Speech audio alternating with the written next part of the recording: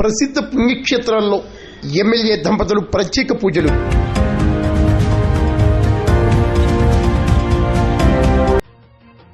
Anaparthi MLA Nallamilli Ramakrishna Reddy, Mahalakshmi దంపతులు ప్రసిద్ధ దేవాలయాల్లో ప్రత్యేక పూజలు నిర్వహించారు.